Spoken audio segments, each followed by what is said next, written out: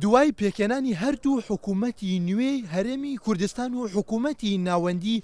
وەک یەکەم سەردانی سیاسی لە ئاستی باڵادا شاندێکی حکوومەتی هەرێم بە سەرۆکایەتی نەچیروان بارزانی و جێگیری سەرۆکی حکوومەت قوبە تاڵەبانی و هەر یەک لە وەزیرانی سامانە سروشتیەکان و دارایی و پلاندانان و وتەبێژی حکوومەت بە سەردانێکی فەرمی گەیشتە بەغدای پایتەخت و لەلایەن سەرۆک وەزیرانی عێراق حەیدەر عەبادی پێشوازیان لێکرا. هاوکات وەفدی باڵای حکوومەتی هەرێم و حکوومەتی ناوەندی بە سەرۆکایەتی عەبادی و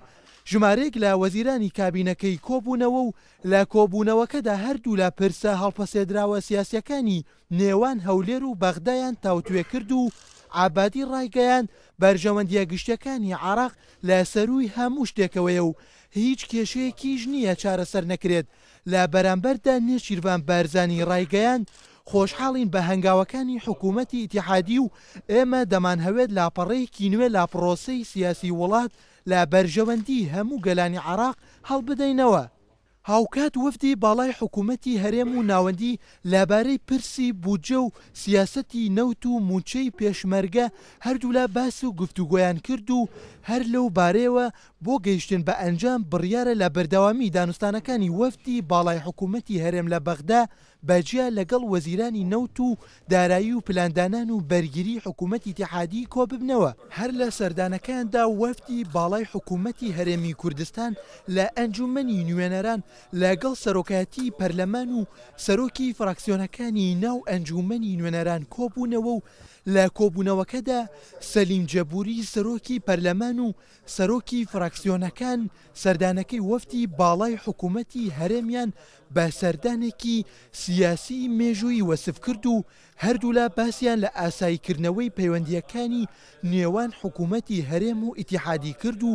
وەفدە باڵاکەی حکوومەتی هەرێم ڕۆڵی ئەنجومەنی نوێنەرانی عێراقی لە جێبەجێکردنی ئەرکەکانیان و داکۆکیکردن لە مافاڕەواکانی گەلانی عێراق بە گرنگ نرخاند. لە سەردانەکەیاندا وەفدی باڵای حکوومەتی هەرێمی کوردستان لە کۆشکی کۆماری لەگەڵ فوئاد مەعسووم سەرۆکۆماری عێراق کۆبوونەوە و هەردوو لە ڕەوشی سیاسی وڵاتیان تاوتوێ کرد و لەبارەی گرنگی سەردانەکەی وەفدی باڵای حکوومەتی هەرێم و دیدار و کۆبوونەوەکانیان لەگەڵ لایەنە عێراقیەکان باس و گفتوگۆیان کرد. هاوکات سەرۆکۆماری عێراق سەردانەکەی وەفدی باڵای حکوومەتی هەرێم لە دۆخی سیاسی ئێستای وڵات بە سەردانێکی گرنگ وەسفی کرد و ئاماژەی بەوەدا ئاسۆیەکی نوێ لە پەیوەندیەکانی نێوان هەولێر و بەغداد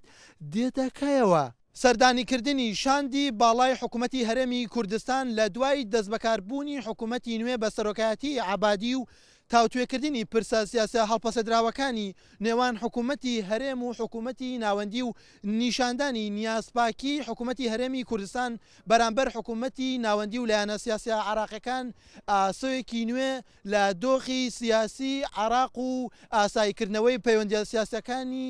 نێوان هەولێر و بەغداد دێنێتەکایەوە. بەهمەن حەسەن،